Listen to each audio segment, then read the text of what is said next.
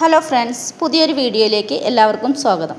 Breakfast വിഭവമായ puri masala പലർക്കും ഉണ്ടാക്കാൻ മടിയാണ്. കാരണം പൂരി ഉണ്ടാക്കുമ്പോൾ ഹാർഡായി പോകുന്നു എന്നതാണ്.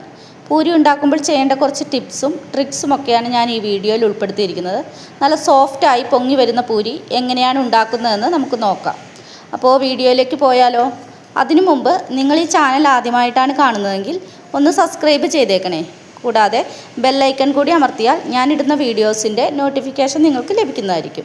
അപ്പോൾ നമുക്ക് പൂരി ഉണ്ടാക്കുന്നതിന് വേണ്ടി ഒരു പാത്രത്തിലേക്ക് ആവശ്യത്തിന് ഗോതമ്പ് പൊടിയാണ് എടുക്കേണ്ടത്.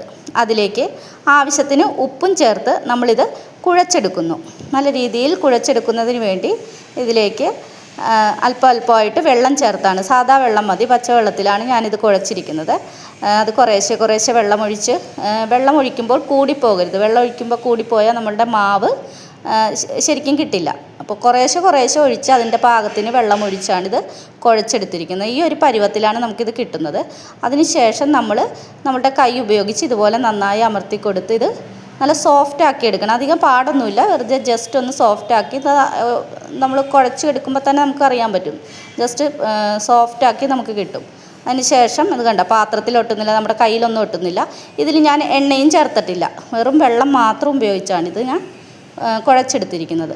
എണ്ണയൊന്നും നമുക്ക് ചേർക്കേണ്ട ആവശ്യമില്ല. എന്ന് വെച്ചാൽ എണ്ണയിലാണല്ലോ ഇത് പൊരിച്ചെടുക്കുന്നത്. കണ്ട അതിൽ നമ്മൾ കൈ വെക്കുമ്പോൾ ഇത് ഇങ്ങനെ പൊങ്ങി വരുന്നതായിട്ട് നമുക്ക് കാണാൻ പറ്റും. അതാണ് കറക്റ്റ് പാകം. ഇത് നമ്മൾ അതിന് ശേഷം ഒരു അരമണിക്കൂർ നമ്മൾ അടച്ച് വെക്കുകയാണെങ്കിൽ വളരെ നല്ലതായിരിക്കും. അതൊന്നുകൂടി ഇരുന്ന് സോഫ്റ്റ് ആവും. കണ്ടോ, അടച്ച് വെച്ചതിന് ശേഷം നമ്മളിനി ഇതിലേക്ക് ഇതിൻ്റെ ചെറിയ പൂരി ഉണ്ടാക്കുന്നതിനുള്ള ഉണ്ടകളാക്കി എടുക്കുകയാണ്. ചെറുനാരങ്ങ വലിപ്പത്തിൽ ഉള്ള ചെറിയ ഉണ്ടകളാക്കിയാണ് ഞാനിത് എടുത്തിരിക്കുന്നത്. നിങ്ങൾക്ക് എങ്ങനെയാണ്, വലിയ പൂരി വേണമെങ്കിൽ കുറച്ചും കൂടെയൊക്കെ വലുതാക്കി എടുക്കാം. ഈ ഒരു പരുവത്തിൽ നമ്മുടെ ചട്ടി എത്രയുള്ളതാണോ അതനുസരിച്ച് നമുക്ക് പൂരി ഉണ്ടാക്കാം. ഈ ഒരു പരുവത്തിലാണ് ഞാൻ ഉണ്ടാക്കി എടുക്കുന്നത്. അപ്പോൾ അതിന് വേണ്ടി ഇനി പൂരി ഉണ്ടാക്കാൻ നമ്മൾ ആദ്യം പൂരി ഉണ്ടാക്കാൻ ഉദ്ദേശിക്കുന്ന ചട്ടിയിലേക്ക് എണ്ണ വെളിച്ചെണ്ണയോ പാം ഓയിലോ എന്താണെന്ന് വെച്ചാൽ ഒഴിച്ച് നമ്മൾ ആദ്യം തന്നെ ആ എണ്ണയൊന്ന് ചൂടാക്കണം. അതിന് ശേഷമാണ് നമ്മൾ പൂരിക്ക് പരത്തുന്നത്. ഈ പരത്തുന്ന പാകത്തിൽ കണ്ട ഇത്രയുള്ള ഒരു ഇത്ര ആയിട്ട് പരത്തിയെടുത്തതിന് ശേഷം ഇതാണ് ഒരു ട്രിക്ക്.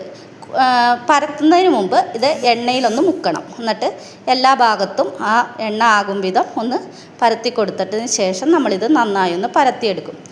നിങ്ങൾ കണ്ടു കാണും, ഇതിൽ ഞാൻ ഒട്ടും തന്നെ പൊടി ചേർക്കുന്നില്ല. ഗോതമ്പ് പൊടി ചേർത്തല്ല ഇത് നമ്മൾ പരത്തുന്നത്. ചപ്പാത്തിക്കൊക്കെ പരത്തുന്ന പോലെ ഗോതമ്പ് പൊടി ചേർത്ത് ഒരിക്കലും പൂരിക്ക് പരത്തരുത്. എണ്ണ ഉപയോഗിച്ച് തന്നെ വേണം പൂരി ഉണ്ടാക്കുമ്പോൾ പരത്തേണ്ടത്. ഒട്ടും തന്നെ പൊടി ഉപയോഗിക്കരുത്. കണ്ടോ, നമ്മൾ അങ്ങനെയാണിത് പരത്തിയെടുത്തേക്കണത്. വെറും എണ്ണ മാത്രം, ആ ചൂടുള്ള എണ്ണ ഉപയോഗിച്ചാണ് നമ്മളിത് പരത്തിയെടുക്കുന്നത്. ഇതിന് ശേഷം നമ്മൾ ചൂടായ നല്ല ഹൈ ഫ്ലെയിമിലിരിക്കുന്ന എണ്ണയിലേക്കാണ്, നല്ലതുപോലെ ചൂടായ എണ്ണയിലേക്ക് ഈ പൂരിയിട്ട് നമ്മളിങ്ങനെ ഒന്ന് അമർത്തി കൊടുക്കുമ്പോൾ, കയ്യിൽ കൊണ്ട് അമർത്തി കൊടുക്കുമ്പോൾ ഇത് നല്ല രീതിയിൽ ഇങ്ങനെ പൊങ്ങി കിട്ടുന്നതായിരിക്കും. എന്തെങ്കിലും കാണിച്ചു തരാം കേട്ടോ. ഇതിലേക്ക് ഞാൻ എണ്ണയിൽ നല്ല ചൂടാണ്, അതിലേക്ക് ഇട്ടു. എന്നിട്ട് ഈ കയ്യിൽ വെച്ച് നമ്മളിങ്ങനെ പയ്യെ ഒന്ന് അമർത്തി കൊടുക്കണം. കണ്ടോ, അപ്പോൾ അത് പൊങ്ങി വരും. പിന്നെ അത് തിരിച്ചിട്ടിട്ടും ഇങ്ങനെ ഒന്ന് കയ്യിൽ വെച്ച് ഇതാക്കി കൊടുത്തു കഴിയുമ്പോൾ അത് നല്ല രീതിയിൽ പരന്ന് കിട്ടും. കണ്ടോ, നല്ല രീതിയിൽ അത് പൊങ്ങി ഇങ്ങനെ വരും. ആദ്യം തന്നെ ഇടുമ്പോൾ ആ കയ്യിൽ വെച്ചൊന്ന് അമർത്തി കൊടുത്തിട്ടുണ്ടെങ്കിൽ. അതിന് ശേഷം നമുക്ക് നല്ല പൂരി റെഡിയായി കിട്ടും. കുട്ടികൾക്കൊക്കെ ഭയങ്കര ഇഷ്ടമാകും ഈ പൂരി. എന്ന് വെച്ചാൽ ഇതിൻ്റെ അകത്ത് അധികം എണ്ണയിൽ പൊരിച്ചതായതുകൊണ്ട് കുറച്ച് എണ്ണ ഉണ്ടാവും, ഇല്ലെന്നല്ല. എങ്കിലും നമ്മൾ പൊതുവേ ഉണ്ടാക്കുന്ന പൂരിയേക്കാളും എണ്ണ വളരെ കുറവായിരിക്കും. നന്നായിട്ട് ഉള്ളൊക്കെ വെന്തിട്ടുണ്ടാവും. ഞാൻ കാണിച്ചു തരാം. നല്ല രീതിയിൽ നല്ല സോഫ്റ്റ് ആയിരിക്കും. ഉണ്ട്, അപ്പോൾ കുട്ടികൾക്കൊക്കെ കഴിക്കാൻ ഭയങ്കര ഇഷ്ടമാകും. അപ്പോൾ ഇതൊന്ന് ട്രൈ ചെയ്ത് നോക്കില്ലേ? വീഡിയോ ഇഷ്ടപ്പെട്ടെങ്കിൽ എല്ലാവരും ഒന്ന് ലൈക്ക് ചെയ്യണേ. അപ്പോൾ താങ്ക് യു.